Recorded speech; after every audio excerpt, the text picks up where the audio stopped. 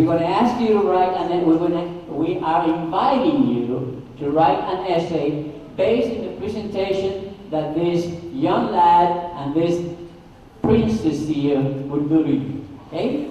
They're going to talk to you. You're going to pay close attention. You're going to make mental notes, and then you're going to write your essays. What's going to happen is that the school administration is going to give me the 10 best essays. And now we are going to select the 3 best out of the 10 that the school gave me. Got that clear? All right. The authors of those 3 best essays are going to be invited to dinner with their parents, with their teachers, with their brothers and sisters in a nice restaurant. And this young man over here, Mr. Javier Inclán, and this young lady here, Ana Maria Garabal, will be there to present you with a plaque. My question is now, where are the 3 people that I'm going to be inviting for dinner on June, the 3rd week of January? Terrific! How many of you are going to write the best essays there are? That's the idea. All right. Now,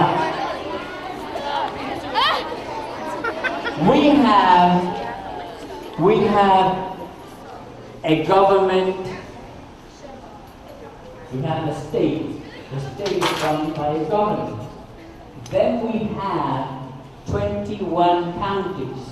The counties are run by an executive.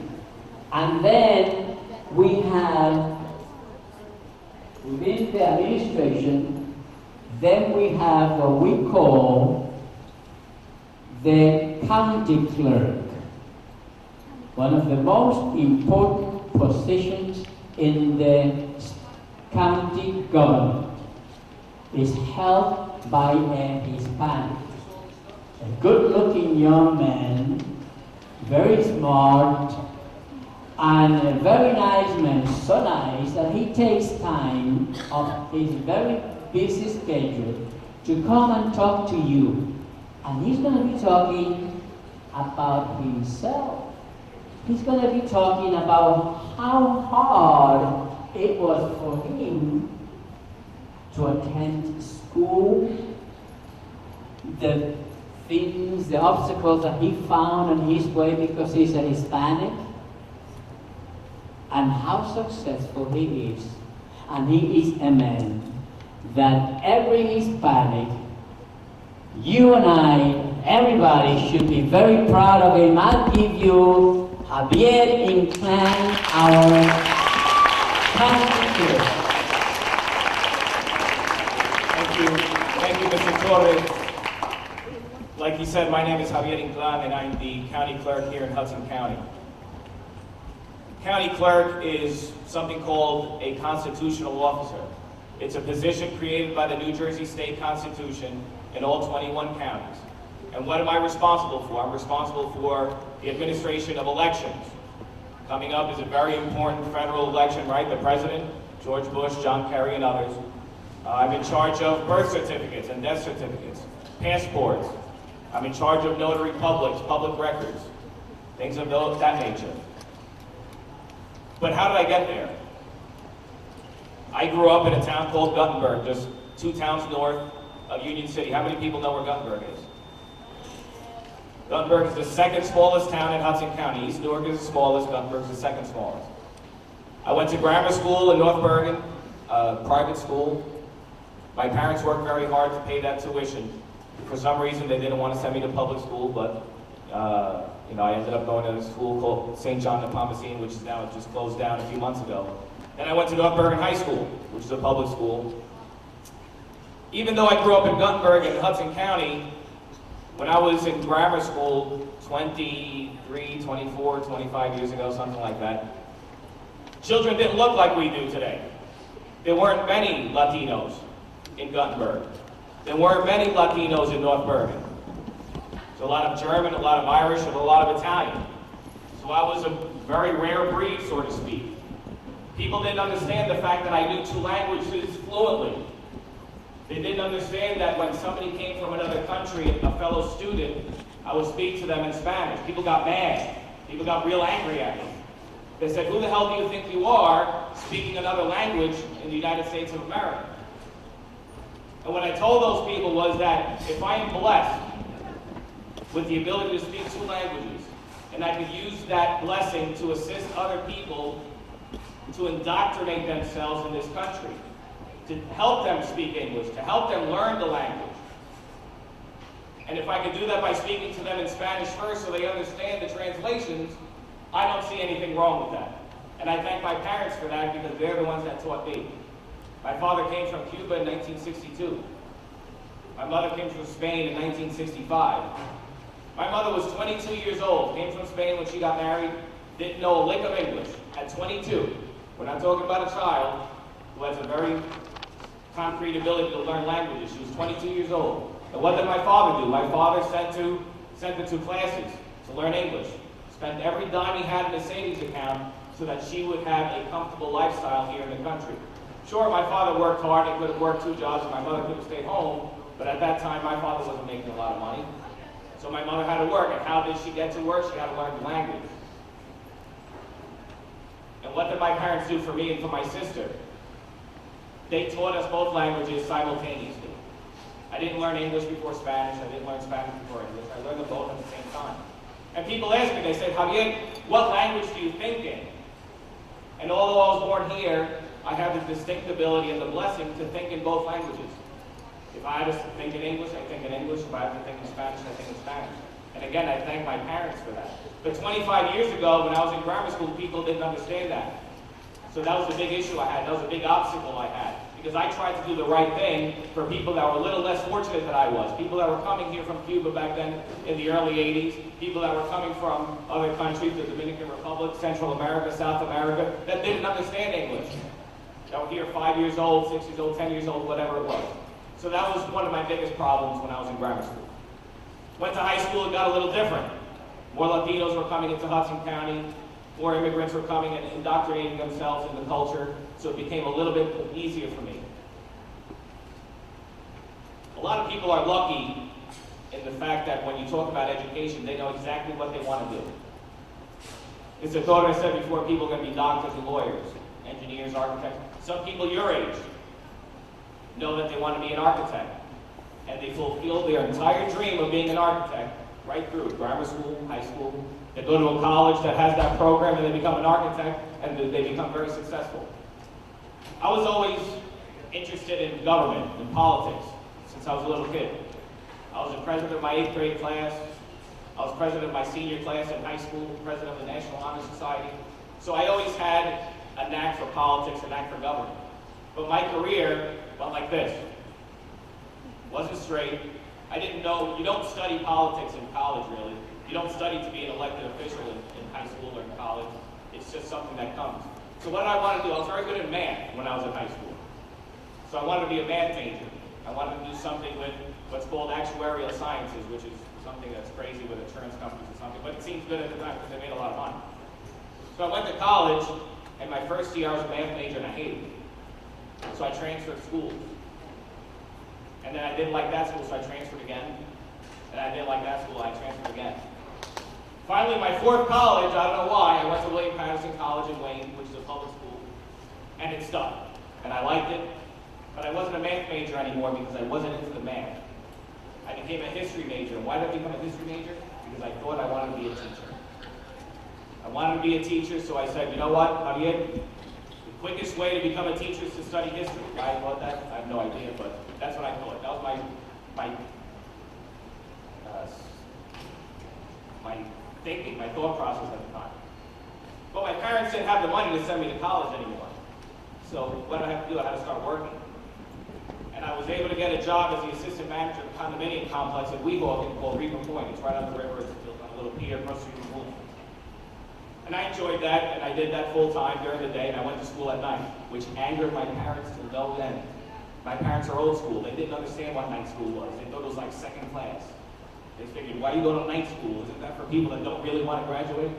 I said, no, I'm going to school full time. It's just that I'm taking classes from 4 p.m. to 9 p.m. instead of from 9 a.m. to 3 p.m. So I went to school and I worked at Reba Point. And a year before I graduated college, the manager of the place left and I was offered the position. Mr. Torres talked about choices before, and every choice has a consequence. And I was faced with a dilemma, a little choice. And I had to think to myself, what do I want to do? Do I want to graduate college, take this job, forget about being a teacher, and manage properties? Or do I want to graduate college, not take the job, become a teacher, and do that for the rest of my life?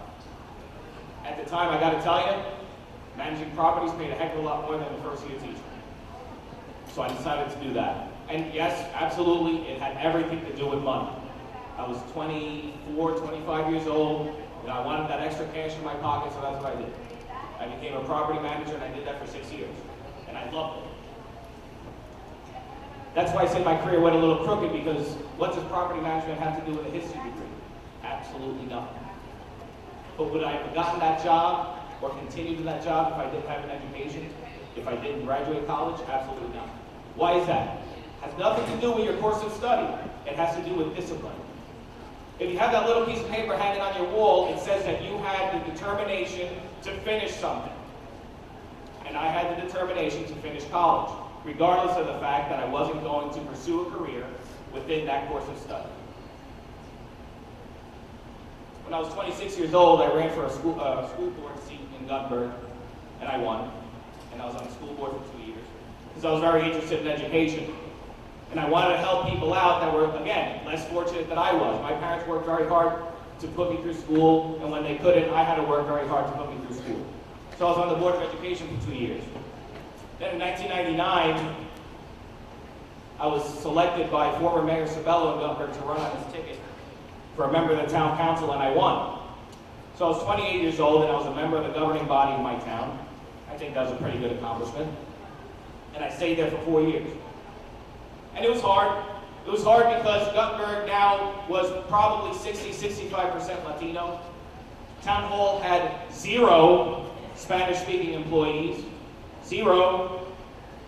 They had 1 police officer who didn't work all the time. So who had to end up translating?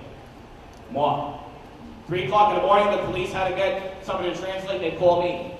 I'd get out of my bed, 3 o'clock in the morning. And let me tell you something. You go out at night, you get home about 2:30 in the morning. You don't want to be woken up at 3:30 in the morning. But I did. Why? Because I knew somebody needed my help. And that's exactly what I did. And I enjoyed my years there. But then last year, something happened. Unfortunately, in July of last year, the county clerk at the time, Janet Haynes, passed away. She was a lovely woman. I loved her dearly. I got to know her real well the last few years. But she was very ill. She passed away. So now there's this vacancy in the county clerk position. And again, going back to choices and decisions. I wanted to be the county clerk. I don't know why. It's not a very prestigious position. Not many people know about it. Not many people know what a county clerk does, but I wanted to do it.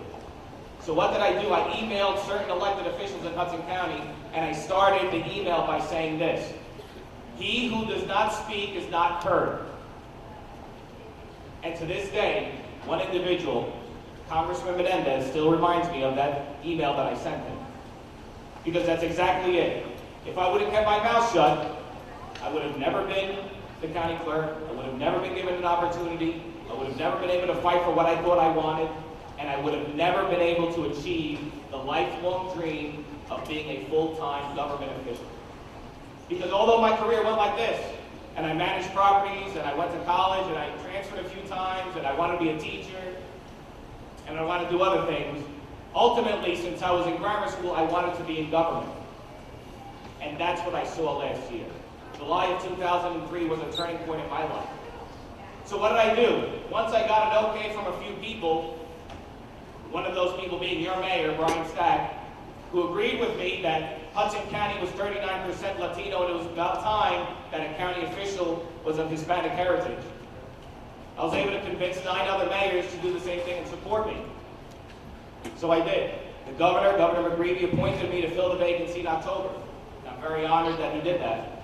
And then I was put on the ballot in November, and I won the election in November. and I won a 5-year term. So I don't have to run again until 2008, which makes my life very easy the next couple of years, at least politically speaking. What is the significance of this? The significance, number one, I had a dream since I was a little kid. Although I didn't know exactly what that dream was going to result in, I knew I wanted to work in government and be a government official. Mission accomplished. I became the first Latino elected to a county-wide office in Hudson County. We've had many great Hispanic officials here in Hudson County. Albio Series, the mayor of West New York, who's the Speaker of the Assembly, Bob Menendez, who I mentioned before, who's a congressman, and several others. But there was never, ever a county-wide elected official of Latino heritage. I'm the first. What else happened? I'm 33 years old. I won the election when I was 32. I am now the youngest county clerk ever in the history of the state of New Jersey. Get a round of applause.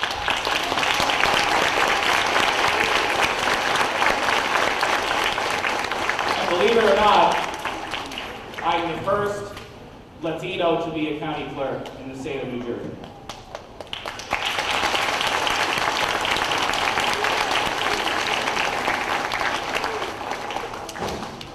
Do I deserve it? Maybe, maybe not. That's for somebody else to decide.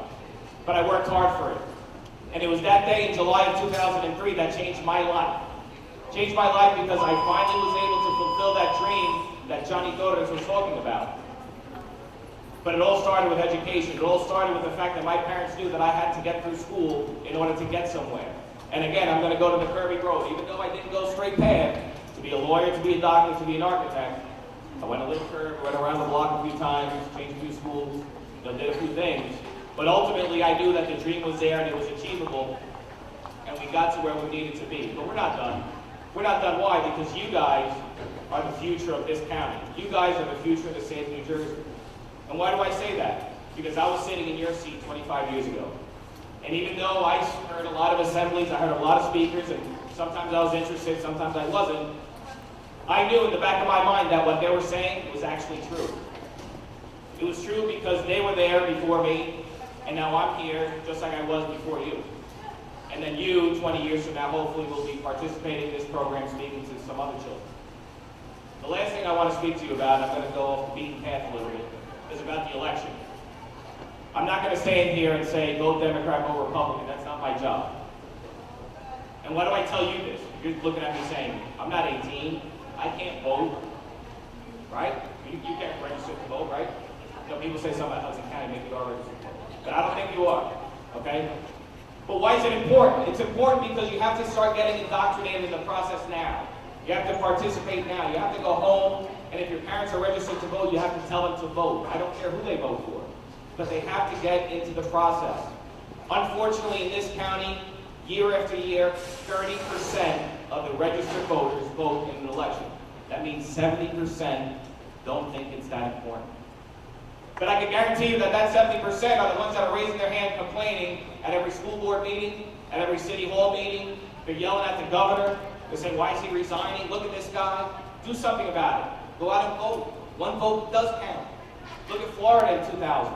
People are still saying that Al Gore beat George Bush. I don't know if that's true or not, but one vote does count. So go home, tell your older sister, your older brother, people that are registered to vote, because when you turn 18, you're going to be ready. You're going to know that your responsibility as a United States citizen is to go out and vote every election so that you have a voice in what happens in the future of the United States.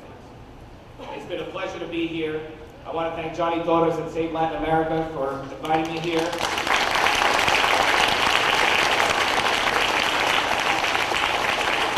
I want to congratulate the teachers here, the Board of Ed, the mayor.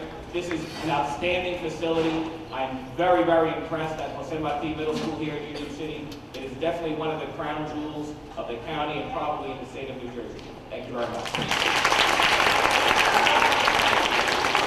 Let's hear it inclined. Ha! Let me refrain. Give him a big round of applause.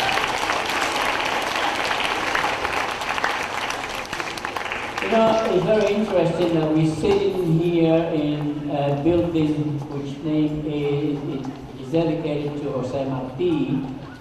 And if I remember correctly, Jose Marti says once, formemos hombres de bien. And you are those hombres y mujeres de bien.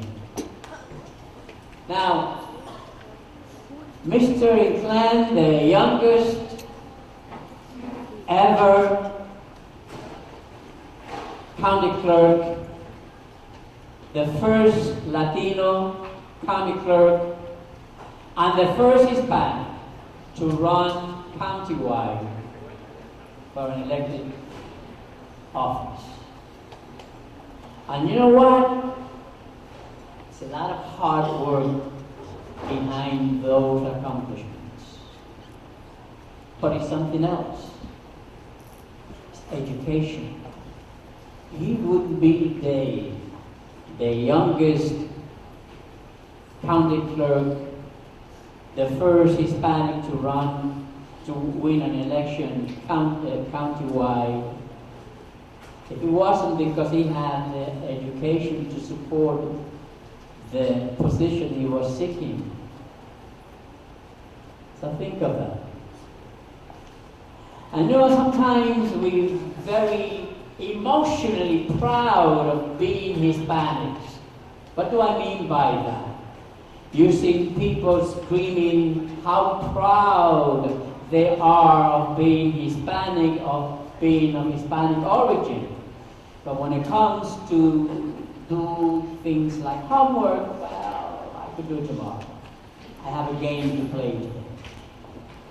Or I have to do other things. Truthfully, that's not how to be proud of being Hispanic. Being proud of being a Hispanic is to always discipline, and this is one of the words that Mr. Inclán used. Discipline yourself and manage your life. Of course, at your age, you need to have fun. Of course, you have to go on and play in your favorite sports, whatever it is. Of course, you need time out. But if you discipline yourself and you learn to manage your time, then you play and you study and you be a good student, and then you will say with all at the top of your voice, I am proud of being a Dominican, a Puerto Rican, a Cuban, a Colombian, whatever. But first, think of your future, and the future is you. You are the future is in your hand, and you start working on it today. Ladies and gentlemen, we also,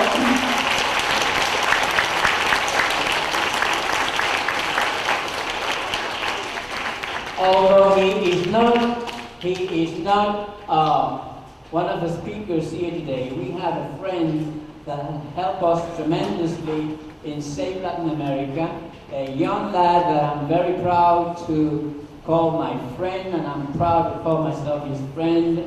He is the producer of the Despierta America.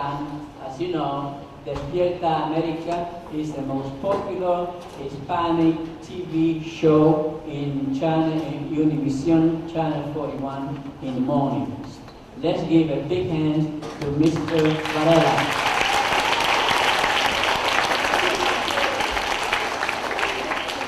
And then, let's talk about this young lady that is involved, works with Despierta America and Univision, and what she does is she goes around the country sometimes interviewing people for this show that we call Despierta America, the best show, the best Hispanic show in the morning in our television. And this young lady is going to talk to you. But don't forget that comes the third week of January, she is going to be presenting 3 of you with a plaque. And you know what? If I were your age, I'll be looking forward to that day where Princess Ana Maria Belaval will come and present me with a plaque, and today I present to you if you make a look at the princess.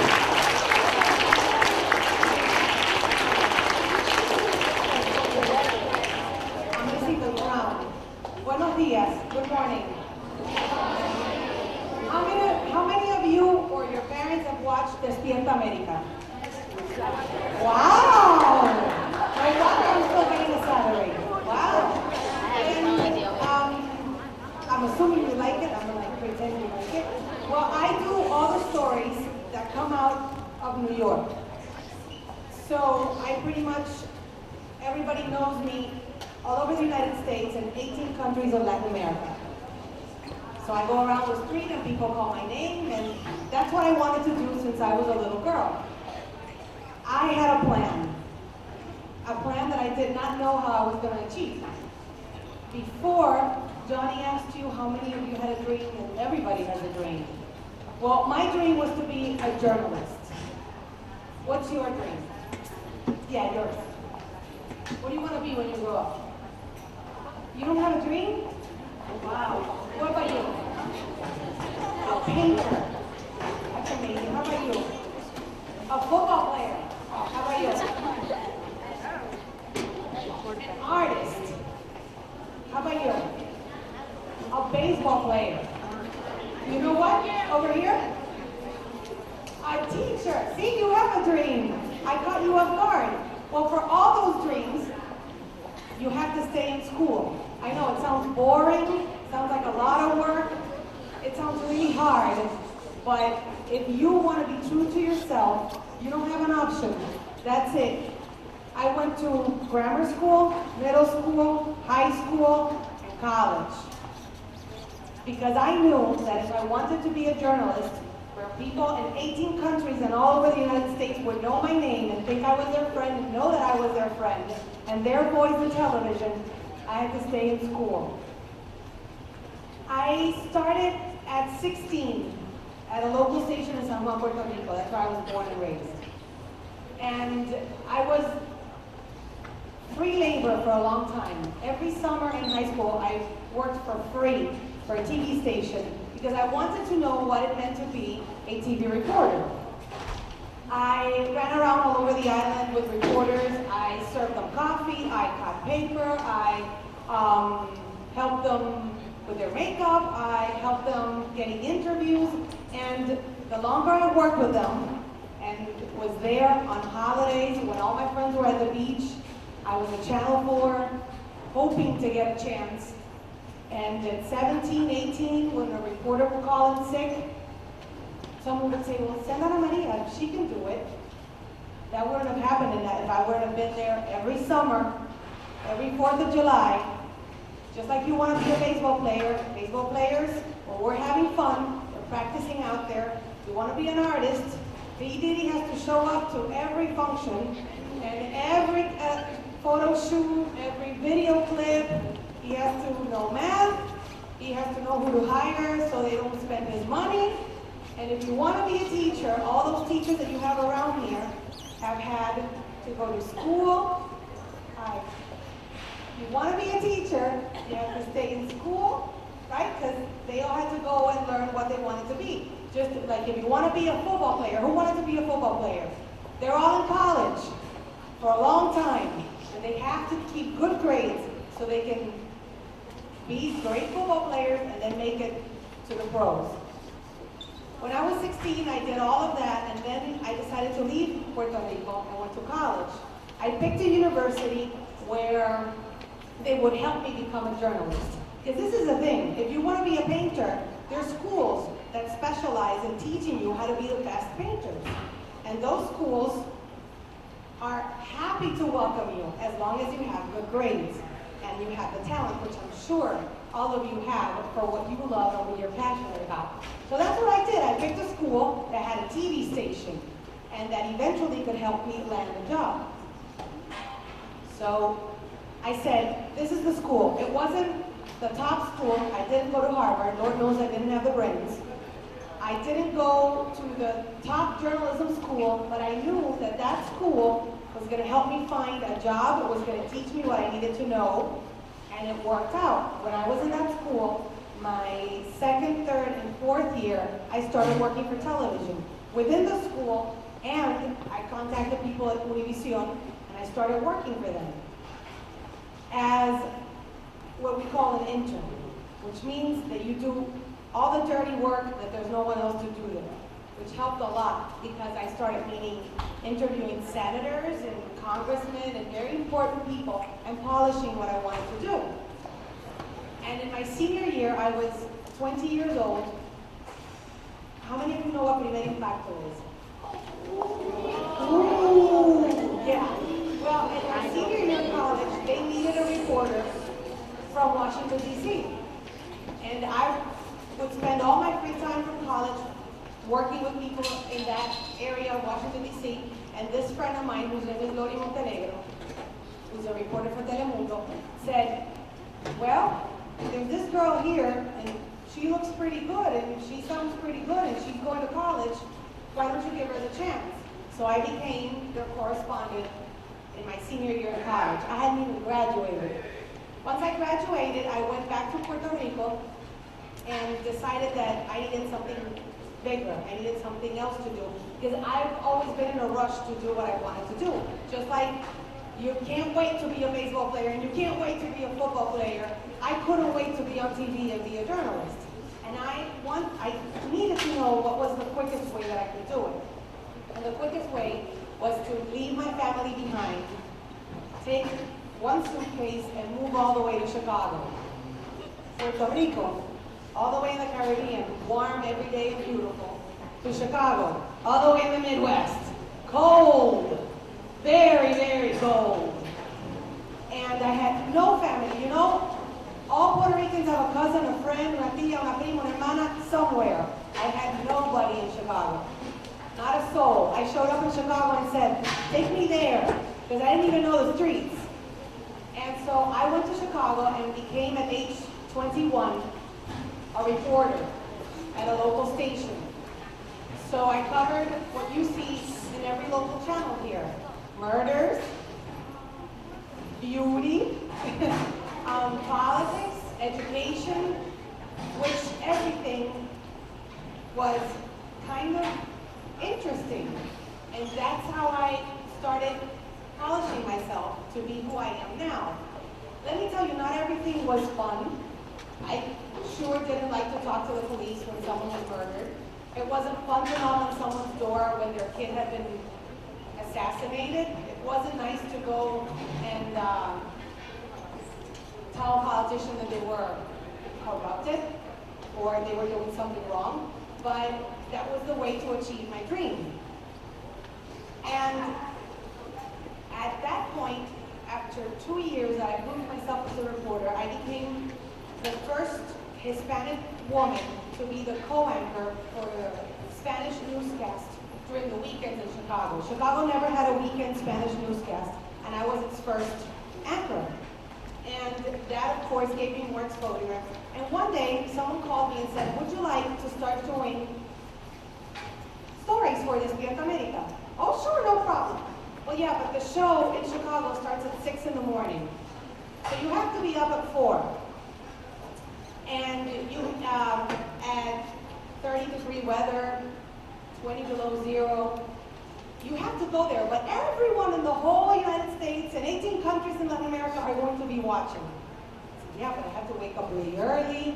And after working with Despierta America, I had to go to my regular job, the one that paid the rent. Which meant that after I was done at 9 a.m. with Despierta, I had to go to my regular newscast in Chicago. But I knew, something told me that it was going to work out. For 2 years, I woke up twice a week at 4 in the morning, bundled up with all the clothes that I found, literally. People thought I was really, really heavy. And stood outside with a very happy face and told people how wonderful it was to be in Chicago, how wonderful people were there, and all of that. And that gave me the job that I have now. After a couple of years working for Despierta America, they decided that I would be perfect to be the face of New York, New Jersey, Connecticut, and all these wonderful Northeast states for Despierta America. And so by then I had more suitcases and a husband, and I moved all the way to New York, New Jersey. And it sounds a very short period of time. I have been very lucky, but it wasn't my mom and dad who got me the job. It wasn't because I had a cousin that worked at Univision. It was literally because I prepared myself for what I wanted to do, and I looked for the people who I knew could help me. Everywhere I went, and you can find it here in school, you can find it with your coach, with a cousin. Everywhere I went, I would say, this person's gonna help me. And that person ended up helping me. I never had an interview for a job until I got my job in Chicago, because I would be recommended by these people who knew that I could do the job. It's not in anybody's hands to get you to your dream. Your mom's not gonna make you a teacher. Your aunt's not gonna make you an artist. Your cousin's not gonna make you a baseball player, or whatever you wanna do. Only you could do it, working hard and studying. I did not like to do homework. I don't like to write essays, but you have to so you can have dinner with us. And I did not like exams, but I knew that the only way to get a reward was to do that. I graduated school with honors, and I applied myself. I was very perseverant, so that eventually I could have the chance to meet Antonio Banderas, Victor Manuel, and even President Clinton. So, I know, I looked at him the same way when I interviewed him. I was like, and when I was a little girl, no one, the other day I went back home and someone told me, you know, when we were 14, you would say that you were going to be on TV and you were going to be a journalist. And then I turn on the television and I see you there. And for me, it's amazing. Well, it took a lot of sacrifice, but it was worth it. I have my family far away. I don't have the kind of life that I used to enjoy when I was a little girl, but I'm really having a lot of fun. And I'm enjoying myself. And I was just like you. I was short, had glasses. I still can't see very well from this eye. And I didn't know how I was going to do it. But I traced the plan, and I decided that I wasn't going to be the obstacle. Everyone else could tell me I couldn't do it. I had a professor in college who told me, well, if your only asset is that you speak Spanish, then become a Spanish reporter. And I said, okay, I know that she's being critical because of the fact that she thinks the only thing I can do is speak Spanish. So I'm going to take advantage of that criticism. No one stood in my way. Actually, everybody decided to help me. And that's the reason why I'm here today. And why I'm telling you that whatever sounds like a lot of hard work, because the coach makes you work out too hard, because you don't know how Sammy Sosa can do it, because you don't know how Beyonce does it. They all had a plan, and they all decided that no one was going to stand in their way. But you need, it's not an option, you need to educate yourself. Because if I didn't have a college degree or a high school diploma, they wouldn't give me the time of day. Because like Javier said, that has given me discipline. People know they can trust me, and they can know I can read and write, and at least add some numbers. And in my job, where I do stories like I told you, from covering a disaster like 9/11, interviewing President Clinton, and then interviewing Antonio Banderas about a movie, I have to keep studying and reading and writing and learning. It doesn't stop, but it's a great adventure. Do you guys have any questions? I don't like to stand on the mic. Yeah. Scream it out. What? Is this gonna be on TV? If you behave and you win the essay, yeah. What about you?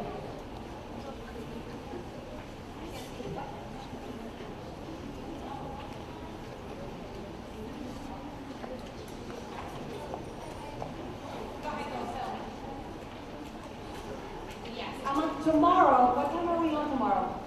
7:30. 7:30 in the morning, outside in Times Square, I'm going to be interviewing Daisy Fuentes. You know who Daisy Fuentes is? So we're going to be live with her because tomorrow they launch a campaign for breast cancer research, breast cancer awareness, and so we're going to be with her. So if you put channel 41 at 7:30 tomorrow, you'll see me, a code in there.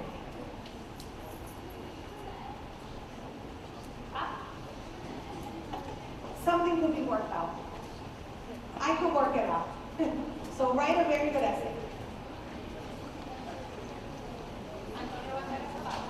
It was the one he did. No, Once Upon a Time in Mexico. Once Upon a Time in Mexico, and he was doing a Broadway musical called Nine. So we interviewed him about that. And he was very nice. He went to school too.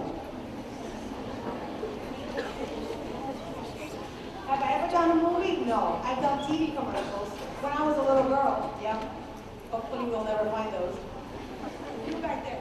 Are you really a princess? No. The Princess Spain got married already, so I'm not really a princess. I do believe I'm a princess, and I love this t-shirt. I want that t-shirt. I can't help that I'm a babe. I like that. I'd rather be a babe than a princess. Yeah.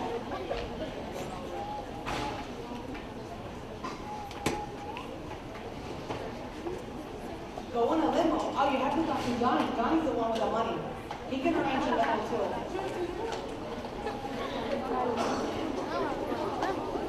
Do I get to ride in a limo every time I go to a story? Not at all.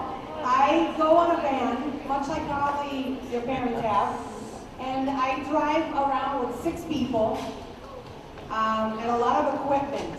I do my makeup outside in the cold. And my hairdresser, literally, I sit on a truck, he stands right here with the wind blowing and the snow blowing, and he tries to do my hair and my makeup because most of our live shots are from outside. We don't usually stay inside. Have I ever been on a limo? Let me think. Yes. Yes. But you know, limos are out of style now. Now it's the SUVs, right? The ones that all the rappers use. The Escalade. The Hummer. Oh, no. I have nothing.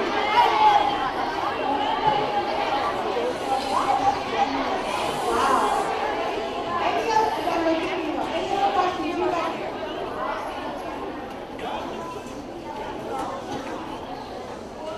Can you tell me what he said?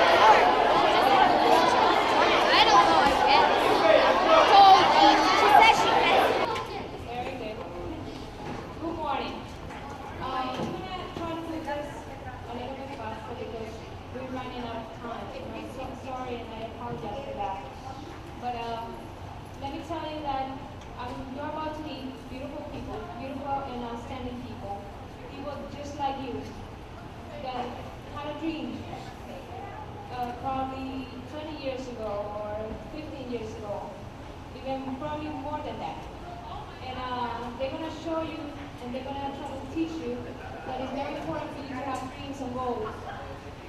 Because if you don't have one, then you don't know where you're going to go. If you don't have a goal, you don't know where you're going to. You don't know your direction. The presenter, Jenny Torres, is going to talk to you about this. And later on, you're going to meet wonderful people, like I told you before. Okay, so Johnny Torres with you guys.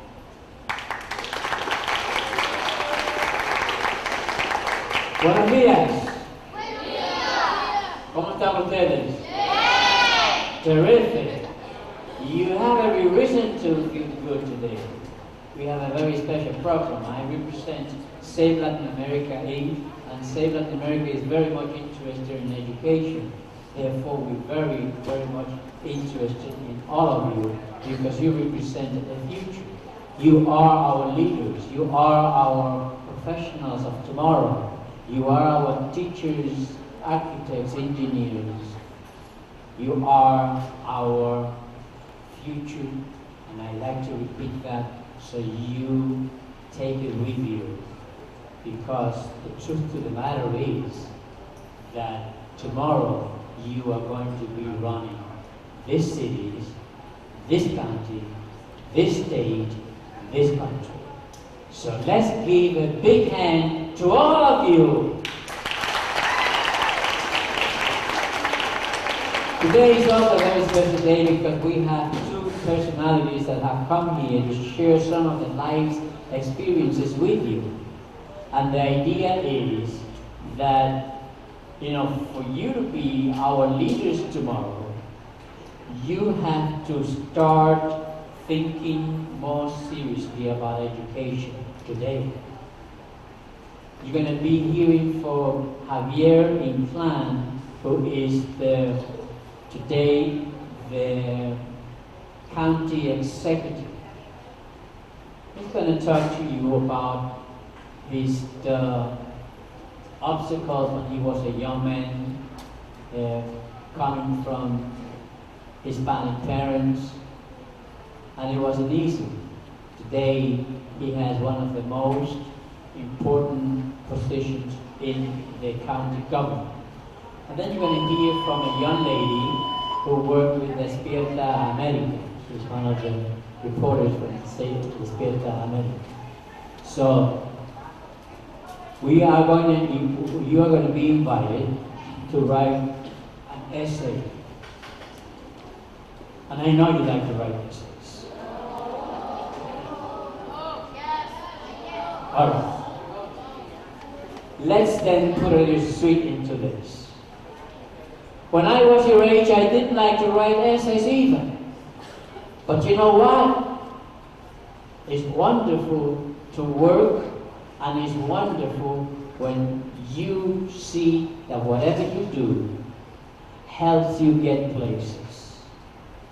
Every time life is about choices, and every time that you choose to do the right thing, somehow, sooner or later, you're going to be properly compensated for it. Hard work is always it's always compensated somehow, and it is very important that you learn to do the right choices. Now you are going to be invited to write an essay. You know what? You don't have to write an essay. But let me tell you what's going to happen.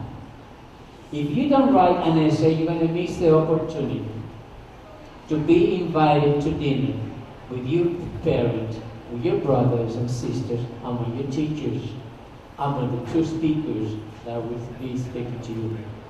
Why?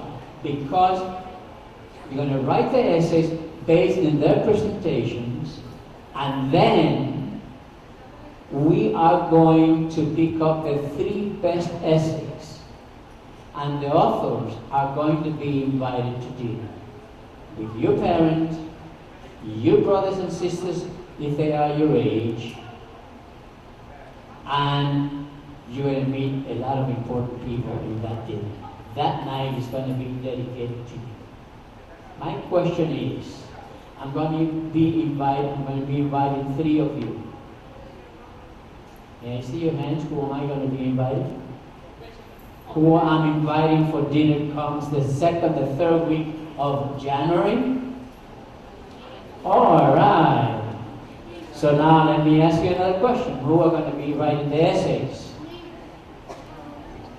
Terrific. Okay. Now, you're going to hear this young man talking to you. His name is Javier Inclán. Please pay close attention. Make your mental notes. Because the essays that you are going to be writing is based in your perception of what this young man tells you today. Ladies and gentlemen, let's welcome Javier Inclán, our campus scholar. Thank you, Mr. Torres. My name is Javier Inclán, and like Mr. Torres says, I am the county clerk here in the county of Hudson. I grew up in a town called Guttenberg. How many people know where Guttenberg is? Right? Guttenberg's 2 towns north of here. Guttenberg, West New York, Union City. Guttenberg's not much different than Union City or West New York or Jersey City, North Bergen, or any other town in Hudson County except for its size. It's the second smallest municipality in the county of Hudson. East Newark is the smallest and Guttenberg is the second smallest. But 23, 24, 25 years ago, I guess it was, I was sitting in an assembly just like this. I went to grammar school, a place called St. John and Palmacine in North Bergen, which just closed down a few months ago. Then I went to North Bergen High School. But back then, 20 plus years ago, Hudson County was a little different. And I say a little different because there weren't many Latinos living in Guttenberg. There weren't as many Latinos living in West New York or Union City. So it made it quite interesting in trying to associate yourself with your classmates. For instance, my parents gave me the opportunity to learn both languages simultaneously. So because I was fluent in both English and Spanish, I was able to help other children that were coming into this country and immigrating here that didn't really know English. People got mad. People got real mad. They used to yell at me, tell me, who do I think I am speaking to other children in Spanish? And my response was that, look, if these people are a little more disadvantaged than we are because they don't know the language or they don't know it as well as we do, what is the harm in trying to assist them in learning the language better? And the way to do that is to try to translate and speak to them in their native tongue so that they could learn the English language a little bit better. I got through it. People didn't like it, but that's what happens. When I got to high school, it became a little different. There are a little more Spanish-speaking people in this area, in Guttenberg, North Bergen, etc. So it became a lot easier. But I got to tell you that I was always interested in politics, always interested in Guttenberg, in government in Guttenberg. When I was a little kid, I was the class president of 8th grade. I was a senior class president, president of the Honor Society in high school, all that other good stuff. So I always had a dream, and we're going to go back to this word, I always had a dream of being a government official. I wanted that to be my career. I didn't know how I was going to get there, because you really don't study to win an election, right? But I didn't know how to get there, but that was my dream. When I went to college, I started out being a math major. I liked math, and I wanted to do math as a career. But I didn't like it my first year in college, so I transferred to another school, and I transferred to another school. Then I transferred to my 4th school, and finally I realized that I wanted to be a teacher. I was already 22, 23, but I wanted to be a teacher. So I thought, I don't know why I thought this, but I thought that being a history major would get me to be a teacher a lot quicker. So I became a history major. So while I was in college, my parents told me that they really didn't have the money to spend anymore, so I had to go out and work. So I was offered a job as an assistant manager at a condominium complex in Weehawken called Riva Point. It's across the street from Houlihan's and Bruce Chris and stuff down in Lincoln Harbor. So I was able to work during the day and go to school at night. My parents didn't like that. My parents were old school. They thought that night school was like for second-class citizens. They didn't realize that night school could be the same thing as day school. They thought that I was wasting my time, that I didn't really want to graduate, I was just making them happy. Which it wasn't true. A lot of people go to school at night. And I did. I worked full-time during the day, went to school full-time at night. About a year before I graduated college, the manager of this condominium complex left, went to another job, and I was offered the position. So I had to make a choice. Mr. Torres talked about choices before, because every choice has a consequence. And what were the consequences of this choice? I could either graduate college, take the job as a property manager, and make that my career, even though it had nothing to do with being a history major. Or I could graduate college, not take the job, become a teacher, and do that for the rest of my life. I'll be honest with you, back then, the manager of that condominium complex was making a couple more shekels, a couple more dollars than a first-year teacher. And back then, admittedly so, it was all about the money. I was in my mid-20s, I like to have a couple extra dollars, I want to buy a new car, I was still living in the basement apartment at my parents' house. So what did I do? I graduated college, I became the manager of this complex, and I did property management for about 6 years. But I always had that dream. And we go back to the dream, and the dream was to be an elected official. What did I do? I got involved in my town. I ran for school board when I was 26 and won. I was on the school board for 2 years. Then in 1999, I was offered to be on the ticket with former Mayor Sabello, and we won that year, so I was on the town council for 4 years after that. And when I was on the town council, even though we didn't get paid much, I always wanted to help people. And who did I help? When I started on the town council, we had 0 employees at town hall that spoke Spanish. 0. We had 1 police officer that was of Hispanic descent, but he didn't work 24/7. So what happened? I became the translator. When somebody got arrested, when somebody needed help, when somebody didn't understand the language, they would call me. And I'm not saying they called me at 9 o'clock in the morning or 3 o'clock in the afternoon. This was 12 o'clock in the afternoon, 3 o'clock in the morning, whatever it was. And let's face it, you go out on a Friday night and get home about 2, 2:30 in the morning. I don't want to get a call from the police station at 3 o'clock in the morning to go translate. But I did. Why? Because I felt it was my responsibility or my obligation. Because there were people that were less fortunate than me that didn't really understand the language, and I wanted to help those people. I spent 4 years on the town council, and I think we did and accomplished quite a bit. But last year, 2003, was a turning point in my life. Unfortunately, the county clerk at the time, Janet Haynes, passed away. She was elderly, she was a little ill, and she suddenly passed away in July of last year. And it hit me. What hit me? It hit me that I wanted to be the county clerk. That I thought it was time for a Latino to have a county-wide office. People thought I was absolutely crazy. A couple of people didn't think I was crazy. One of them was your mayor, Brian Stack. Mayor Stack actually told me that he would support my candidacy if I was able to get the support of other mayors. So I sent out an email to a few people, and the email started out like this: "He who does not speak is not heard." And one of the people that I sent that email to still to this day reminds me of that phrase. Because if it were not for that phrase, I would not be the county clerk, and that's Congressman Menendez. And the congressman reminds me all the time that if it wasn't for that email, for that ability to promote myself, or try to promote myself, I would never be the county clerk. Because you know what? I don't speak. Nobody would have came to Javier and Khan. Nobody would have came to me and said, "Hey, you want to be the county clerk?" It doesn't work that way. So what happened? I said, scratched my head, I said, this is my opportunity. This is my choice that's going to have a consequence.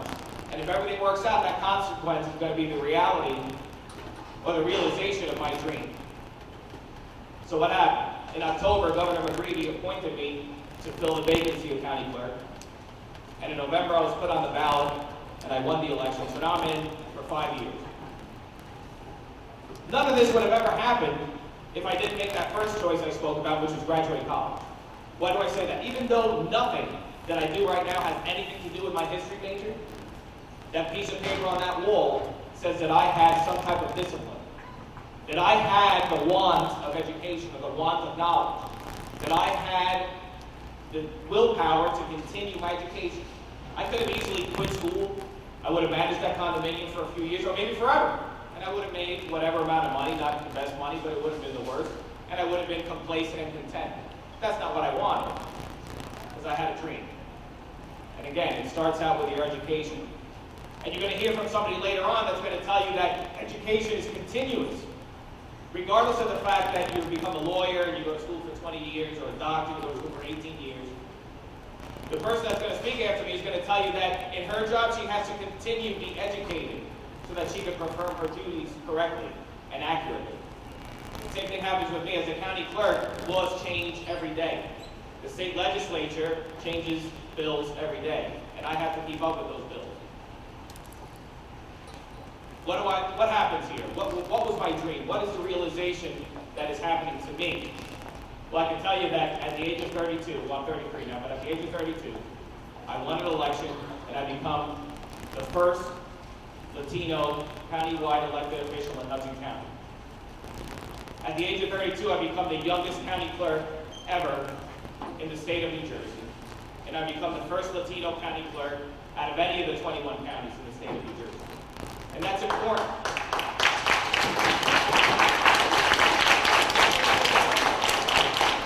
That's important because 25 years ago, I was sitting in a chair just like you guys. So maybe 25 years from now, you'll be standing here telling somebody that you became a teacher, that you became a football player, a baseball player, or, we have a few other people say different professions. Regardless of what you do, regardless of what you want to end up with, regardless of what your dream is, education is the foundation for all of that realization.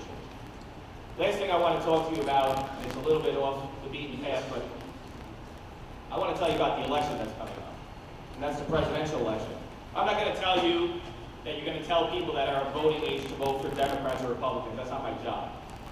But why am I telling you, the 7th graders that are here?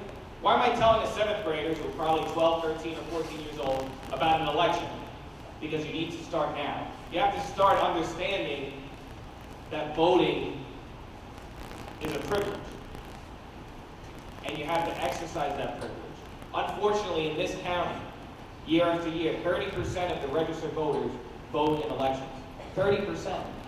That means 70% of the people don't care enough to go out and push a button or pull a lever.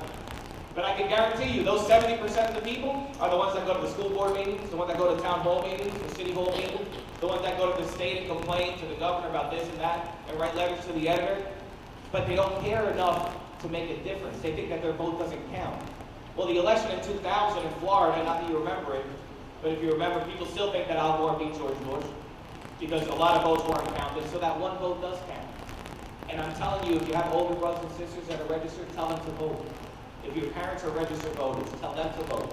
Your neighbors, tell them. Say, look, I may only be 13 or 14 years old, but I think it's important that you exercise your right to vote because it can change the course of the United States. And why do I say that? Because 25 years from now, the decisions that those voters make today are going to affect your life later on. I wanted to thank the school, I want to thank Johnny Torres for asking me to be here. I want to thank the mayor and the board of education. Definitely, we'll check out the middle school. I'm very impressed. It's probably the crown jewel of the county, if not the state of New Jersey. And I want to congratulate all the teachers, and I'm sure everything will be great. Thank you very much for having me. Let's give this man a big hand. All right. He spoke about two things, hard work and education. And I know those two words may not be sitting very well with you today. They didn't sit with me either when I was your age. But that is why we are here, to give you the help that I didn't have when I was your age, attending 7th grade. Now you're going to hear from a young lady. You've probably seen her on television many times, early in the mornings at Fiesta America. Her name is Ana Maria de Laval, and she is going to share with you some of her life experiences and professional experiences. So please make a mental note. For the students that came in late, you are invited to write an essay, and the essays, by the way, shouldn't be more than 250 words, not less than 150 words. So pay close attention to what Ms. Ana Maria de Laval is going to talk to you about. Let's give a big hand to this young lady who looks like a princess, isn't she? Thank you very much, John. How many of you know what the Fiesta America is? Good. All right. Well, I'm the reporter for the Fiesta America in the Northeast almost every morning, live at 7 a.m., 8 a.m., and report the news from this area. And how did I get here? Or do any of you know what a reporter does? Okay. Let me ask you, what do they do?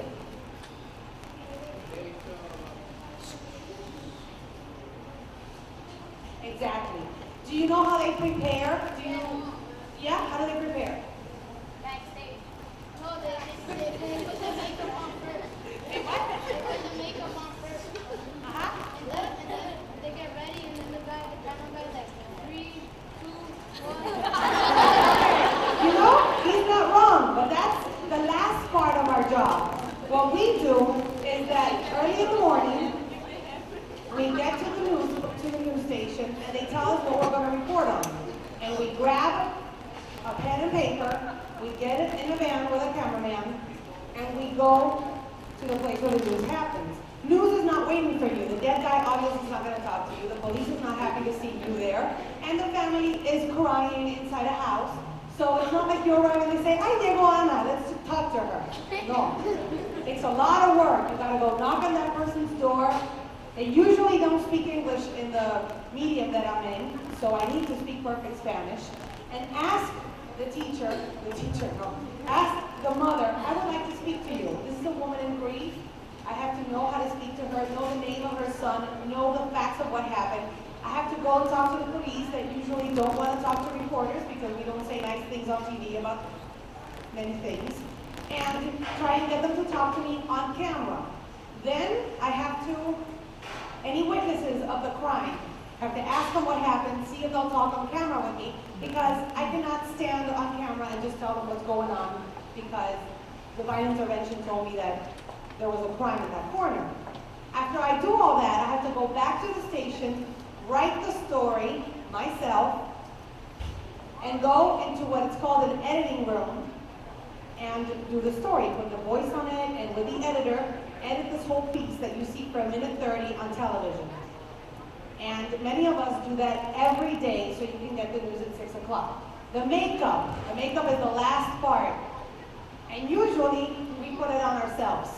Out on the street, even if it's windy, snowy, rainy. That's why you see them that sometimes they don't look that good. Their hair's going like that. It's because we have to do it ourselves and we're constantly outside. I did that for 6 years in a city called Chicago, that is much, much, much colder than New Jersey, New York, and all the states put together. I was a reporter for 6 years of all these news that I'm talking about: politics, education, crime. I did a women's segment, so I had to know about fashion, about beauty. So what Javier was saying that I had to study and I keep studying is because I could not show up knowing only about fashion, because if I had to interview like I did President Clinton last summer, I can't talk to him about the latest trends of the miniskirt. He's not that good about it. He likes to see me in it, but I'm not that good about it. I could not go and talk to Clinton about fake eyelashes, which are the latest trend. I had to know what Clinton was talking about. I had to know what the presidency was about. Just like if I have to interview Mayor Bloomberg, or if I have to do a crime story, I cannot go and interview a mother who just lost their child and talk to them about politics. So you constantly have to educate yourself in this business. And with me, it started at age 16 when I decided that I wanted to be on television and I wanted to be a news reporter. I was born in San Juan, Puerto Rico, and I worked every summer. I worked every summer at a channel called Channel 4 where I was an intern, and I worked for free every summer because I knew that that's what I wanted to do. I had to get other jobs to get money, but I worked for free every summer. My friends were at the beach, my friends were hanging out, and I was there running behind a reporter. What do you need? What do you need? I would get coffee, I would get their scripts, I would help them get interviews, and I made myself important. Important enough that by my senior year in high school, I was helping them produce the newscasts. I was writing news for the newscast, translating from the CNN feed, which is all the information that comes from CNN in Spanish. In English, I would translate it to Spanish. I decided to pick a university that would help me get a job eventually. So I went to a university called American University in Washington, D.C. It's not an Ivy League, but it was a university that had a TV station and knew exactly how to train us to be newscasters, which is not something that you learn at a school that specializes in architecture or in art. You go to a school that has a very good journalism department, and that's what I did. How many of you know what primer impacto is? Well, when I was 20, a senior in college, I was picked to be their correspondent in the Washington area. Why? Because I was working with Univision as an intern, running after congressmen, getting interviews, helping the reporters do their job. And a reporter who's one of my best friends and my mentor, when the boss from Primer Impacto called and said, I need someone to do a story from Washington, instead of saying, hold on, I have a bunch of friends who are reporters, she said, there's this young girl here who can do a story for you. So I did stories from Primer Impacto for like 6 months until I graduated college.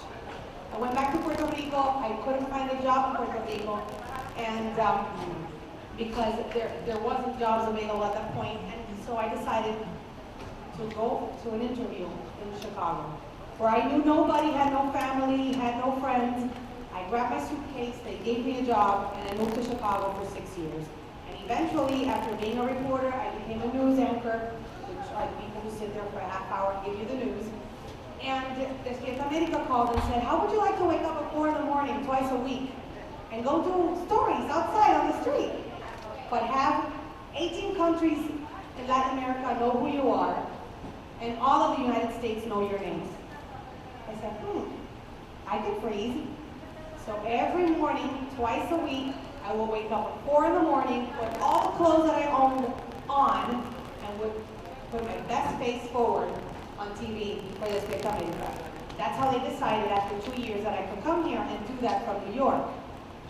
Which means that tomorrow, when you wake up, turn on Channel 41 at 7:30, and you'll see me outside in Times Square, no matter what the weather is, interviewing Daisy Fuentes. You know who Daisy Fuentes is, the model? And the spokesperson? She will be there talking about breast cancer. So tonight when I go home, I have to go read about Daisy Fuentes, and I have to go read about breast cancer research and the organization that she's in.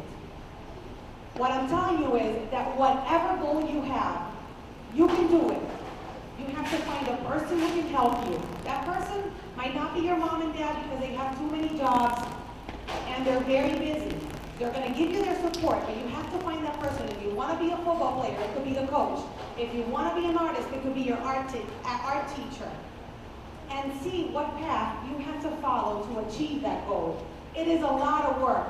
But if I hadn't done the work and I had to go to grammar school, middle school, high school, and college, I wouldn't have interviewed Antonio Banderas, Jimmy Smits, Victor Manuel, and President Clinton. So, I'm just going to leave you with that.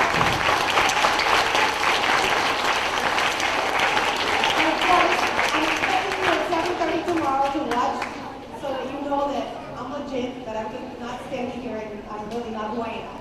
And just stick it out. It's worth it. And you have to do it. There's no other choice because it is the way that you will achieve your dreams. Do you guys have any questions? Go ahead. If you win the essay contest, you might come out on the news. So go home and write the best essay you can. So you can have dinner with me and come out on the news. I'm sorry? I can't hear. Despierta America?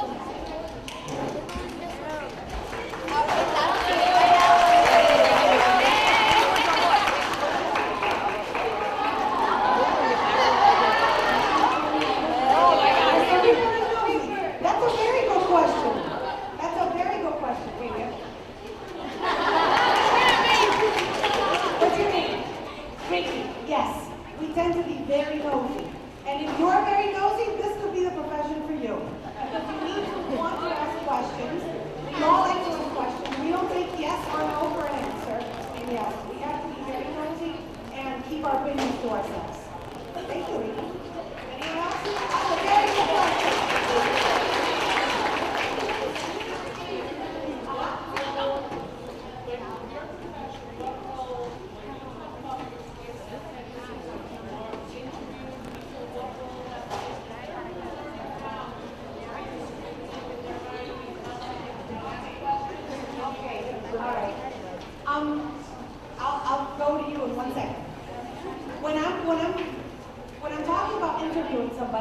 persuading them to give me the information that I need to tell a story. When you arrive at the news station, they tell you something like, there's a fire at, the corner of 6th and Park. They think it was on purpose, and they have to evacuate the whole building, go there and figure out what happened. When you arrive, as I told you, people don't tell you for free the information. I'm not meaning that you have to pay them, but you have to stand next to the person and ask them. Journalism has 5 rules. You have to ask who, what, when, where, how. Oh my God. That was very good. And everyone you interview, you literally ask them those questions. Obviously, you don't ask the police the same way that you ask a mom who just lost their son, or a mother who was a victim of a car accident. Because the police is more official, you have to be a little bit more serious with them. With the mother, you could be a little bit more compassionate and ask her, what happened? Did you see the car? Or if it's a fire, did you hear the smoke alarm? You have to ask all those questions that you have and that you know that the person who's going to read or listen to you are going to have. So that's what I'm talking about, persuading. You have to ask the right people and ask the correct questions. And you cannot go wrong with who, what, when, where, and why. Also, it's very important that you listen to them. Whatever they answer to that who, there might be a clue to get more information from them. Or to the why, if the person says, well, I saw this third car come in, maybe that person's telling you about a third car that the police is not going to tell you about.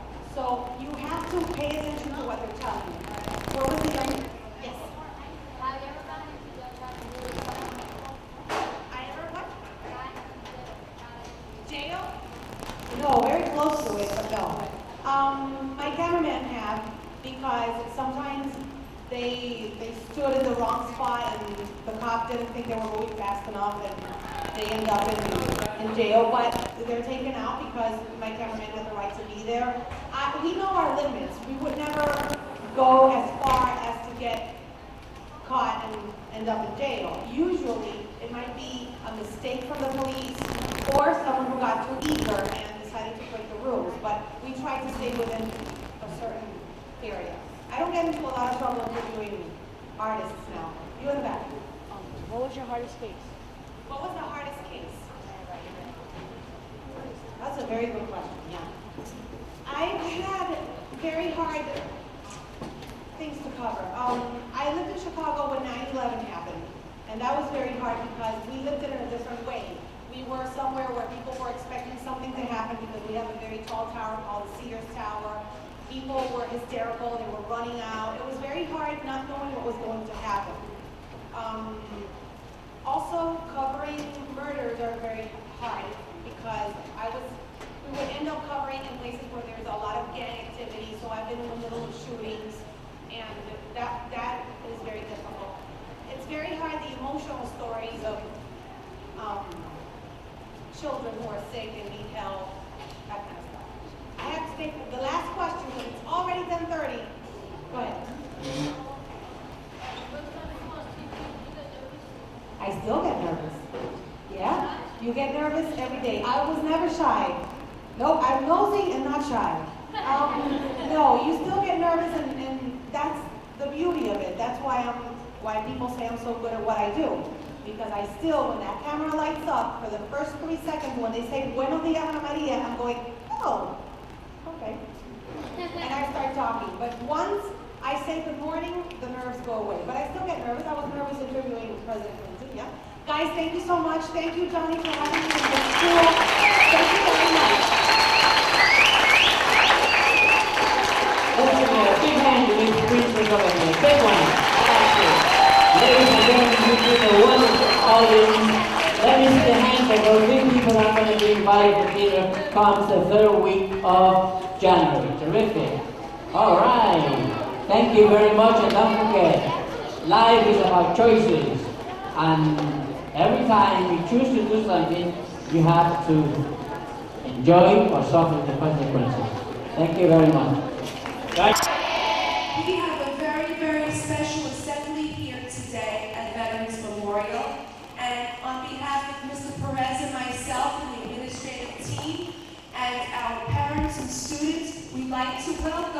safe